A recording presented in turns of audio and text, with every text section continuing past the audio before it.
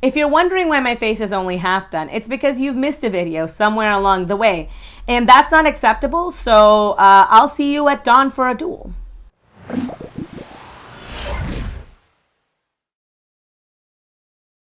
A special thanks to my patrons, Acrophobe Christina, Courtney EP, Gigi Wee, Wild Rose, Jam Beans, Jay Thomas, Lauren Chris, Michael B. Petty, That British Unicorn, Sky Andropolis, Sonia P., Xanthal, Debbie Elliott, D. Higgins, Juliet Q, and Kate O. Today we are covering maybe not a controversial topic, but maybe a slightly interesting one. Are reaction channels that talk about Chantal and Amber and the other girls in the Amberverse, are we lazy? Is this lazy content? I kind of wanted to dig into it a little bit while I finish my makeup here. This will probably be a shorter video.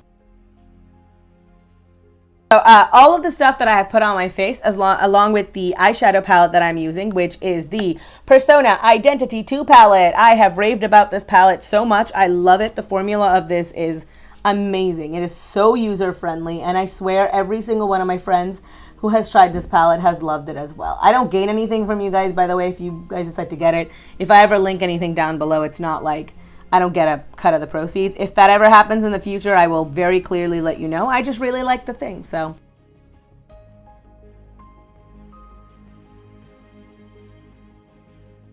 So, are we lazy? Well, let's talk about it a little. So the first thing that I guess I kind of want to say is I am not speaking for everybody, right? I can't, obviously. There is a range of different kinds of personalities and on this channel, a lot of whom talk about Amber and Chantal. Some of them consistently, some of them only make a one-off, two-off videos about these creators.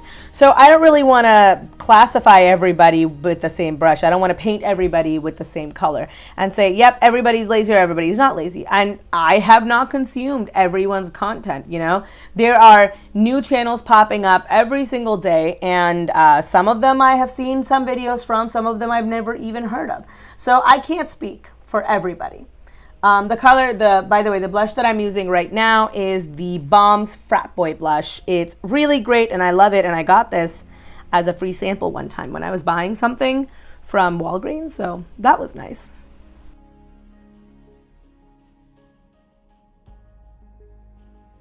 There's also something to be said about the cycle that exists, right? Creators will put out content, right? So Chantal will put out a video.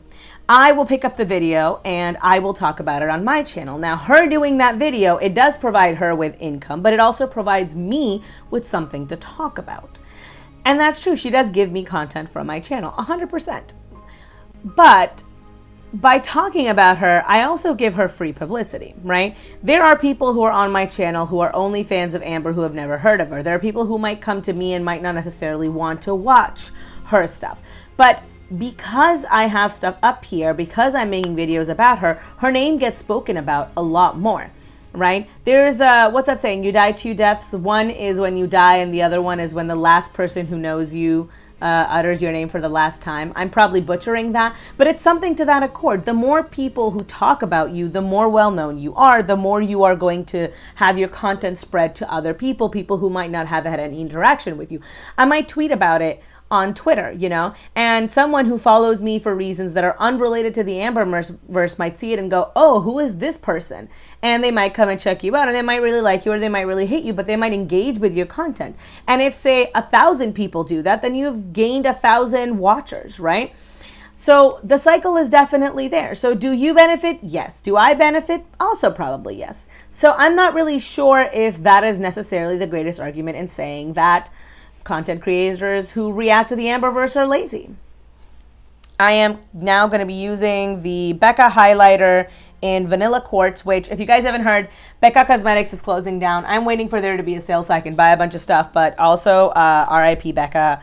Their highlighter formula is still probably my favorite highlighter formula. I want to say, just oof, look at that.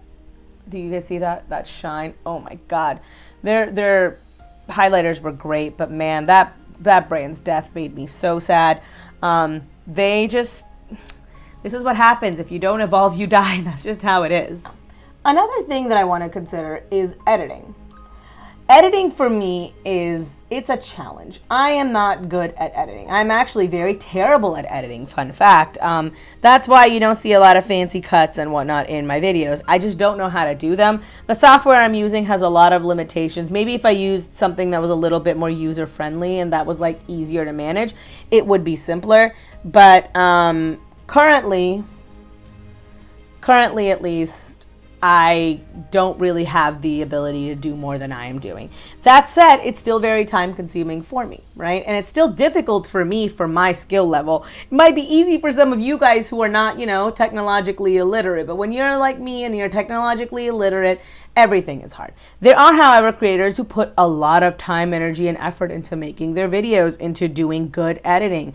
Charlie's, for example, has really good production quality. She's got great quality lights and equipment. Her sound is very, very crisp.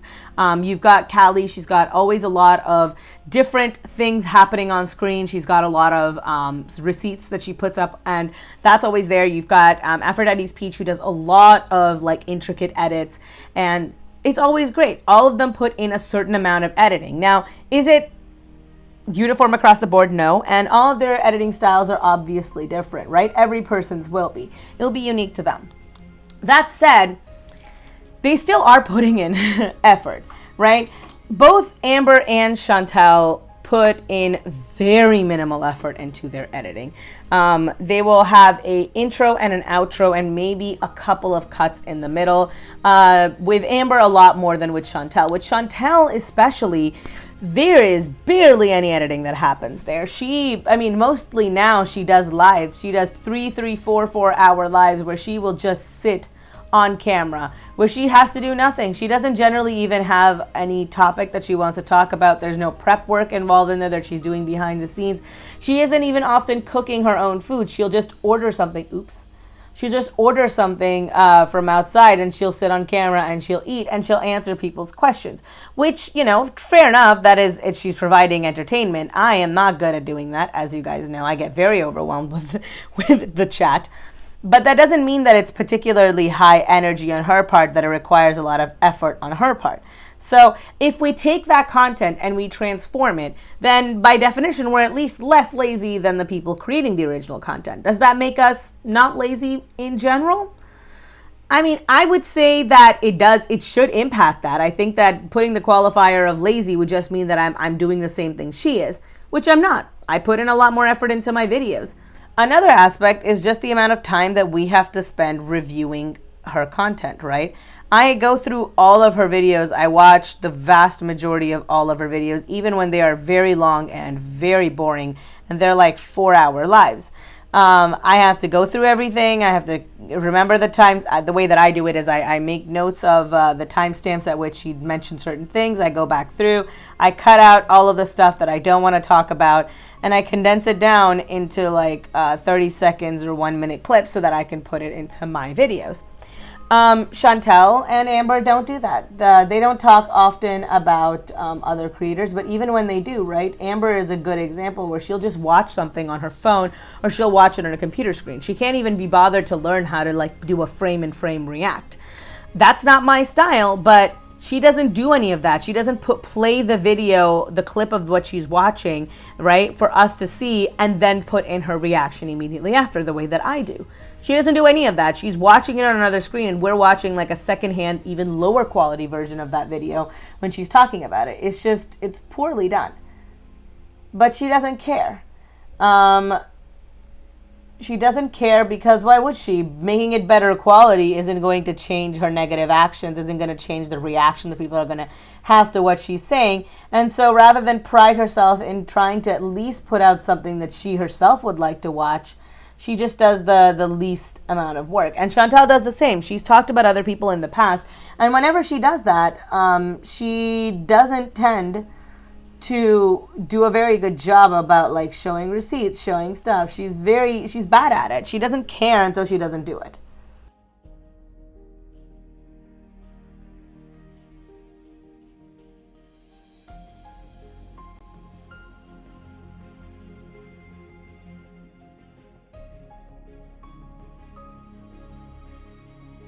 Okay, I'm doing something maybe a little crazy with my eyebrows right now, and I'm not sure how it's going to turn out.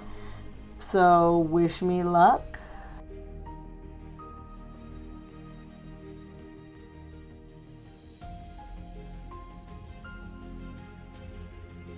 All right. So the other thing that I think a lot of people don't seem to realize is that for most creators who talk about Amber and Chantel, this is not our job. I have a whole ass other job. I actually have like multiple things that I'm working on at any given time. I have stuff that I do for work. I have stuff that I do for my own personal edification. I have hobbies. I have friends. I have a whole other life outside of YouTube, right? And this is not me trying to flex. Well, I guess it is a little bit saying that I have friends. But it is something to keep in mind that I'm doing this mostly in addition to all the other things that I have going on in my life. And I don't really, I mean, it's not to say that I don't get compensated for doing this. I do. It's just, it's not the kind of compensation that I could receive if I put the same amount of time and money into doing, say, overtime at work, right? I would definitely be earning more, which is fine. This is, like I said, it's a self-sustaining hobby for me. So if my effort here is low output, it's, I guess you could classify me as being a slightly lazier content creator, but would I still be considered lazy? I would definitely think not, especially if I'm juggling multiple bags. I would not say the same thing for Amber and Chantel. This is their entire gig. They are, in fact, content creators, and it is their job to create good content. If they're choosing not to do that, or they're doing a poor job at it, then they're doing poorly at work, right? And that would be lazy. If you are performing badly and lazily at work, then there are consequences for that. That's a whole different, being lazy at work is very different than being lazy in a personal hobby, right? If I have a puzzle that I'm doing at home and I don't finish it even in a year, there are no real consequences to that, and that doesn't make me a bad person, just makes me an overwhelmed one or a bad puzzle maker. But not performing well at your work simply because you don't want to, I would say that that qualifies as lazy, especially when people are counting on you to provide that service, right? Providing entertainment is also a service. I've done my eyebrows the way my sister's eyebrows look naturally, but she has really beautiful full eyebrows and I've drawn them on with a pencil and I feel I look a little crazy, but what else is new? Also, I don't really go anywhere or do anything. I'm just going to be staying home anyway, though I might get groceries later on. So I don't know. I guess the lady who could see my eyebrows at Costco will be real impressed.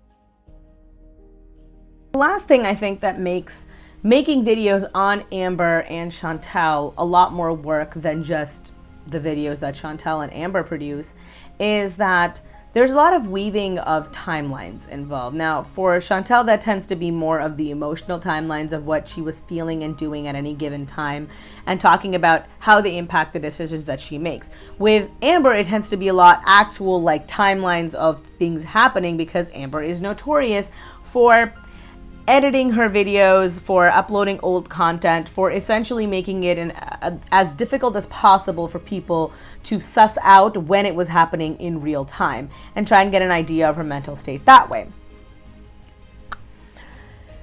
And all of that requires a lot of work. There's some amount of detective skills involved. You have to maybe go on Twitter and see what other people are saying. You might have to review information from the farms. There's watching, rewatching, and composing involved. That's why I don't do a lot of that, right? I just review things straightforwardly because that requires so much time and mental energy that I don't think I have that to spare to a certain degree. Also, I'm not great at it. I am very unobservant sometimes. Aphrodite's Peach is a great example of that. She doesn't put out content quite as often, but when she does put out content, and it's Amberverse related, it tends to have a very, very clear, cohesive theme throughout the whole video, right? There is a point in making that video, and it's not always the most obvious one. It tends to be approached from a little bit of a different point of view. And I think that requires a lot of time, energy, and effort.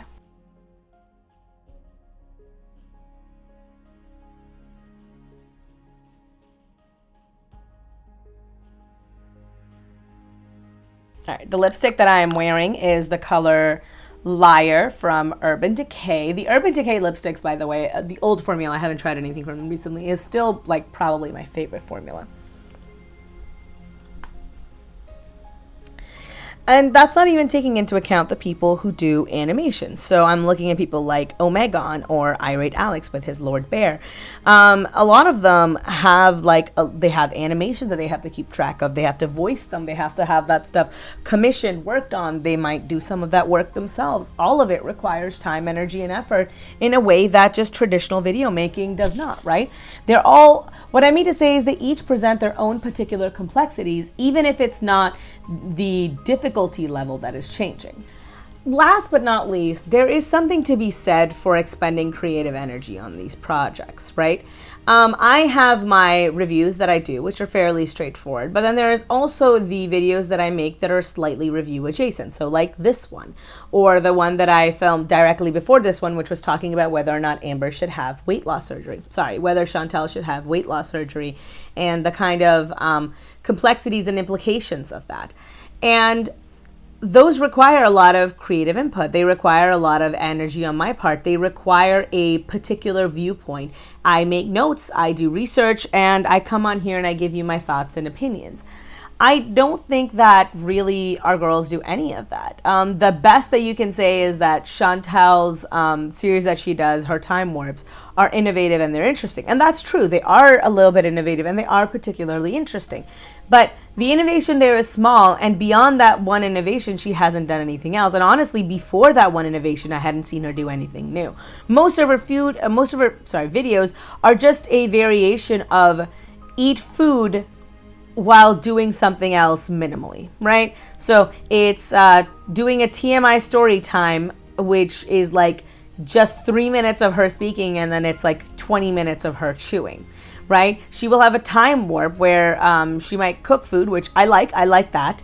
Where she'll cook food, but then that's like short clips in the beginning, and she'll tell you about her costume and she'll talk about that. But it's still only about 4 to 5 minutes worth of content, where the rest of it is just her chewing. And I realize that to a certain degree, that is like what a mukbang is, but I want you to look at like Stephanie Sue's videos, right? She has talked in the past, was it Stephanie Sue or was it Veronica Wang? One of them have done like a horror theme. They've talked about like ghost stories. They've talked about like real murders. And there's a lot more information that goes into that. And they eat as well, obviously. But there's the ratio of eating to content is significantly different. And while not all reactors do that, the fact that we've got content creators who are creating original quote-unquote content, whereas our content is just leeching off of theirs, and they have so little innovation, I think says a lot to the inherent laziness of the content. And you're right, I am talking about it, but I think reviewing it and talking about it is also innovative, and I think it's also definitely transformative, right? And I think that also should play into whether or not it's considered lazy. So at the end of the day, is this content lazy? I don't know. I can't really make the decision. I would obviously fall on the side of, I don't think it is, but my opinion is obviously biased since I myself am a reactor. I think that the nature of the original content means that anything that we do to transform it will also be inherently of a slightly lower quality, right? Would it be considered lazier than, say, if you're doing something like, I don't know, putting up a video where you're retiling your entire backsplash?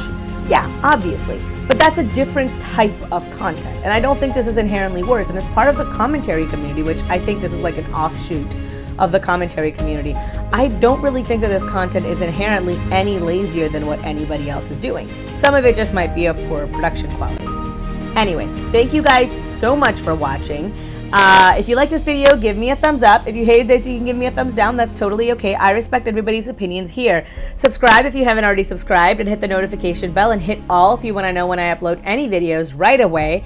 I've got all my social medias linked down below. I've got Instagram, where I've got, food stuff and life stuff. So if you're interested in that kind of content, that's where you can find it. I've got Twitter, where I'm a little bit toxic and a little bit petty, but I'm also the easiest reach there, and I have all my opinions online. So if you're interested in that kind of thing, that's where you can find that. And I've got Patreon.